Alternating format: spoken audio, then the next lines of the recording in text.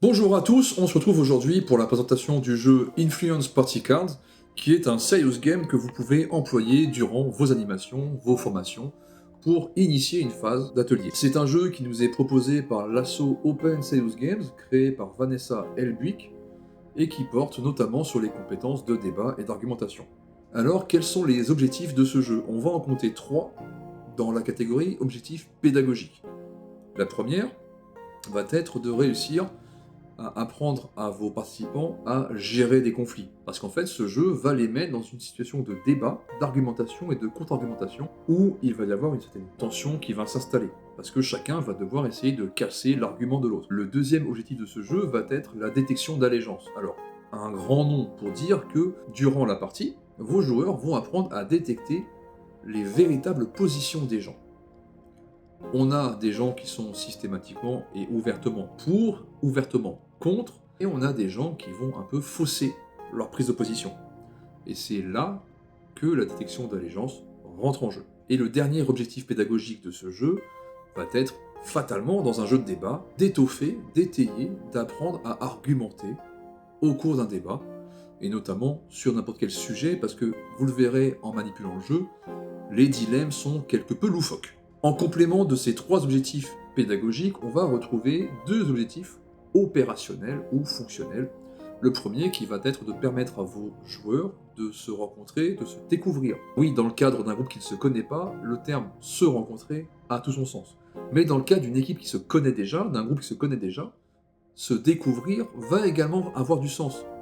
Parce qu'en fait, c'est lorsqu'on débat, lorsqu'on argumente, qu'on peut un peu découvrir la façon qu'ont les gens d'amener leurs arguments. Le second objectif opérationnel va être de préparer un débat. En fait, ce jeu peut vous servir d'introduction à un véritable débat. Il va permettre de faire un échauffement, si on veut, et de mettre vos participants dans le bon état d'esprit. Alors, en termes de logistique, qu'est-ce qu'il faut prévoir? Vous allez devoir planifier une plage de travail de 45 minutes. Ces 45 minutes sont uniquement dédiées au jeu, donc prévoyez potentiellement 1 heure, le temps d'introduire, d'expliquer et de faire la partie. C'est un jeu qui va être dédié pour des groupes de 5 à 10 personnes. En dessous de 5, vous n'aurez pas assez de gens pour faire les différents tours de jeu.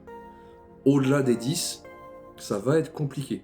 Donc soit il faudra adapter le jeu, ce qui est tout à fait possible, soit faire venir vos participants en plusieurs phases. Après, en termes de moyens techniques, c'est très simple, il vous faut le jeu de cartes et une salle.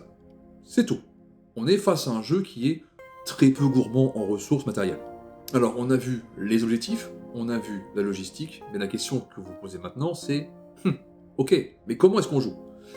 Et j'y viens. Pour être sûr d'être prêt à jouer, vous allez devoir vérifier 2 choses. 1, est-ce que vous avez bien le jeu de cartes avec vous? Est-ce que vos joueurs sont prêts? Est-ce qu'ils sont disponibles? Et c'est tout.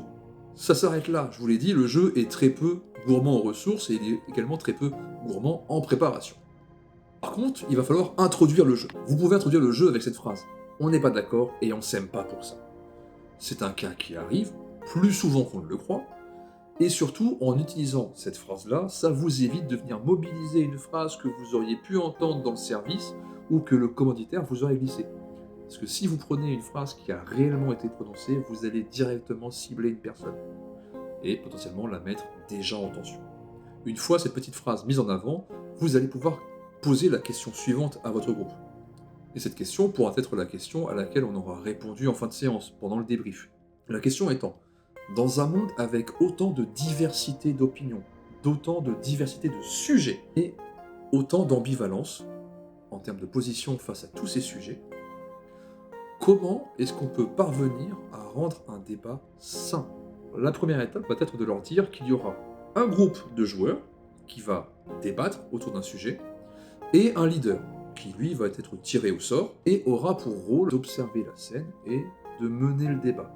Comment est-ce qu'on sait qui est le leader? Eh bien là, en fait, on passe sur la phase d'installation du jeu. Vous allez prendre vos cartes rôles, vous allez les battre, les mélanger, et vous allez distribuer une carte à chaque joueur, face cachée. Cette carte doit rester secrète pour tout le monde, mis à part le joueur qui la possède. Donc vos joueurs regardent leur rôle et gardent ensuite la carte pour eux dans un coin. Ces cartes-là ne seront révélées que si et seulement si le joueur est éliminé. La seule personne qui révèle son rôle d'entrée de jeu, c'est celui qui a la carte leader. En termes de rôle, 3 rôles sont possibles. L'opposant, clairement contre le projet, l'adhérent, clairement pour le projet, et les diplomates. Ce sont ces diplomates que le leader va devoir éliminer. On les appelle diplomates, mais ce qu'il faut vous dire, c'est qu'ils sont soit faussement contre le projet, soit faussement pour. Et la mission des diplomates, donc, va être de réussir à rester dans le débat le plus longtemps possible, en adoptant une position qui ne soit pas trop évidente. Il va falloir filouter un petit peu pour ne pas se faire éliminer. Et c'est là qu'on en vient aux différentes phases de jeu. Le jeu va durer 3 tours de 15 minutes, d'où les 45 minutes que je vous ai conseillées au début, et chacun de ces tours va se découper en 3 phases. Première phase, le leader se révèle, et une fois qu'il est révélé, il va exposer le dilemme sur lequel les participants vont devoir débattre. Les dilemmes sont disponibles dans le jeu, directement, avec les cartes dilemmes, mais rien ne vous empêche de créer les vôtres.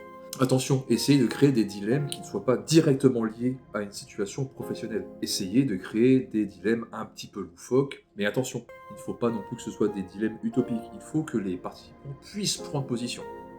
Donc il faut qu'ils puissent se projeter au mieux dans le dilemme. Cette phase-là doit durer 2 minutes.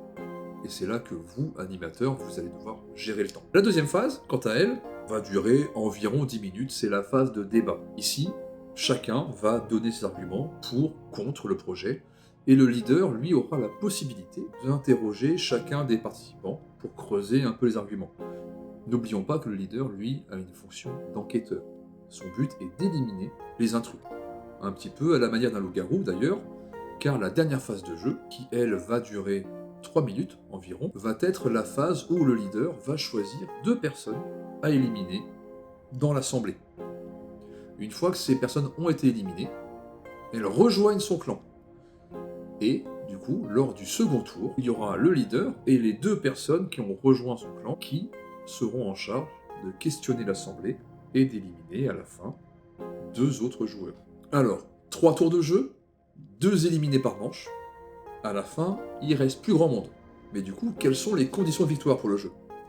Le leader et son clan ne gagnent qu'à une seule et unique condition. Il faut qu'ils aient réussi à éliminer l'intégralité des diplomates. Si jamais il reste un seul diplomate, c'est dommage, c'est eux qui gagnent.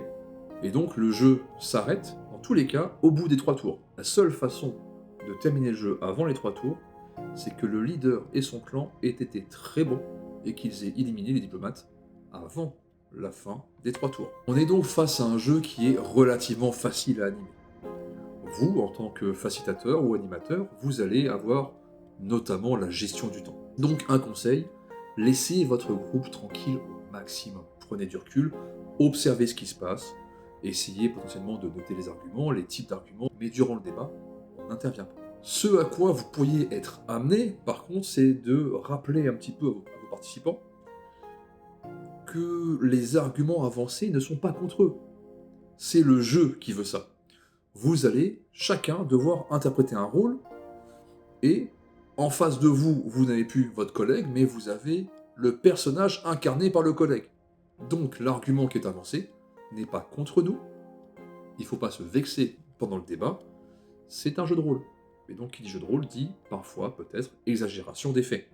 Et voilà, c'est fini, vous avez maintenant l'essentiel pour prendre possession du jeu. Il ne vous reste plus qu'à vous rendre sur le site de Open Serious Game, soit en tapant le nom de l'assaut sur votre navigateur, soit en scannant le QR code qui est là dans la vidéo. Et une fois que c'est fait, il n'y a plus qu'à.